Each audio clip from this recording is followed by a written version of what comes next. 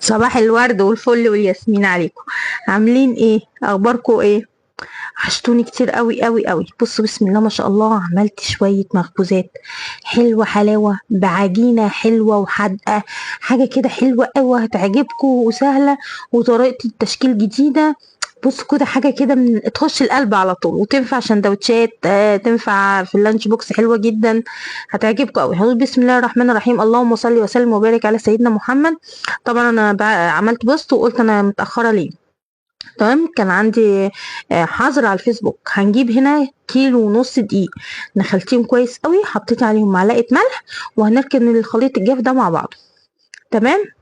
هنعمل ايه بقى تاني؟ هنجيب طبق هنحط فيه بسم الله الرحمن الرحيم كوباية فيها 800 ملي لبن دافي او مية دافية، هتحط عليهم نص كوباية لبن بودر، وهحط عليهم كيسين خميرة، ومعلقتين كبار سكر، واقلبهم كويس واسيبهم واركنهم على جنب.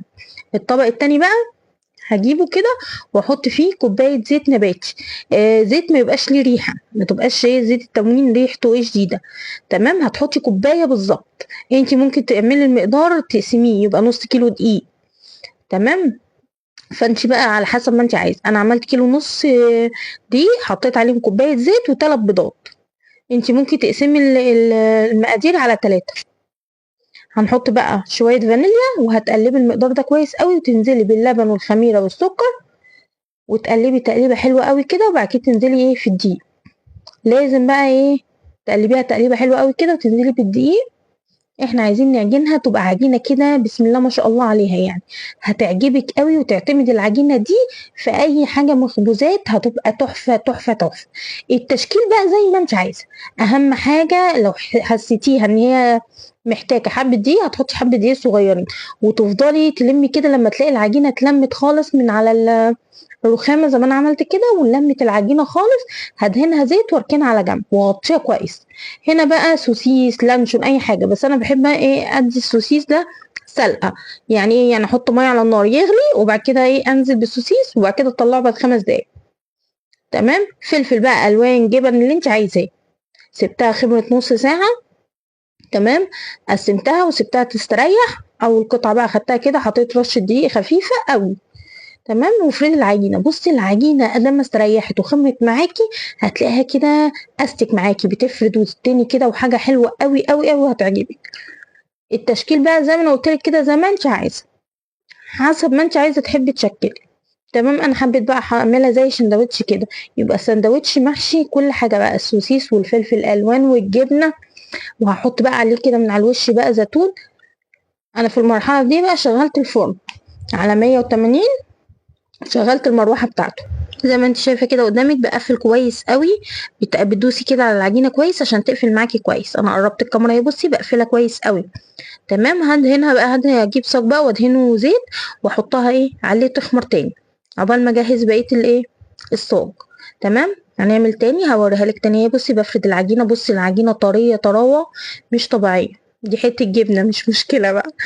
تمام، فردتها وفردت السوسيس، وبعد كده الفلفل الالوان، عملتها سندوتش كده تحفة. ساعات الولاد صغيرين بالذات بياكلوا الحشوة ويسيبوا الفينو.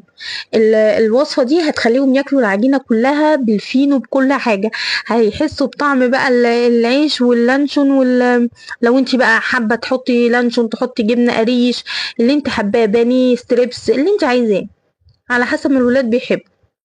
بس طلع سندوتش حلو قوي قوي قوي، هيعجبهم جدا. والولاد بقى اللي بياكلوا الحشو ويسيبوا الفينو لا هيحبوها قوي. بصي بقى، وفلفل الوان كده، ودلع الولاد شويه جبنه الحمدي دي حلوه قوي. بجيب الكيس اللي هو الميكس ده، طعمه حلو جدا، وبيبقى حلو معايا في البيتزات والحاجات اللي زي كده. بصي بقى، وقفلي كويس قوي، لازم تدوسي على الحرف ده حلو قوي، وتسيبيها لحد ايه ما تخمر. هكمل بقيه العجينه وارجع لكم تاني. شكلت العجينه كلها بقى، واللي عايزاها جبنه السوسيس اللي انت عايزاه. بعد كده بقى سبتها خمرت وخلاص بقى دخلها الفرن.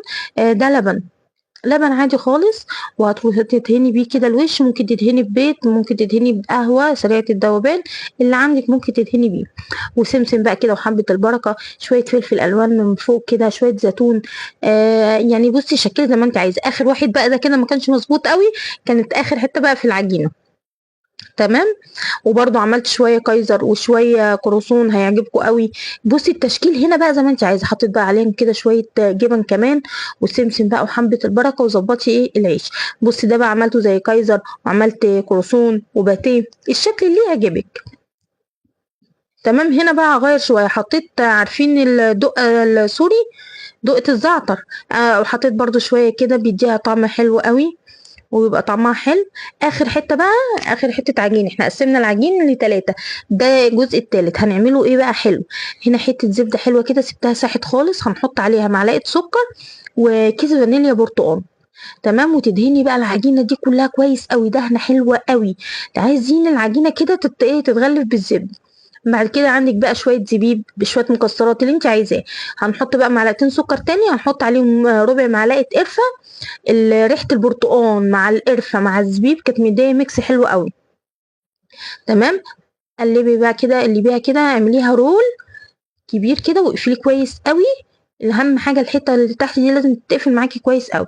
وبعد كده تقسميها بالنص وتحاولي بقى تسيبي الحته الاخيره دي ما تبقاش ايه. بصي زي ما انت شايفه كده قدامك بلفها ازاي، الفها كده زي رول. تمام. وارجع الف من الناحيه التانية كده، وصينيه مدهونه زبده او زيت، وتحطي بقى الايه اخر رف كده الايه اخر حته كده في تحت. بصي بقى بسم الله ما شاء الله طلعت عامله زي اول ما تطلع من الفرن.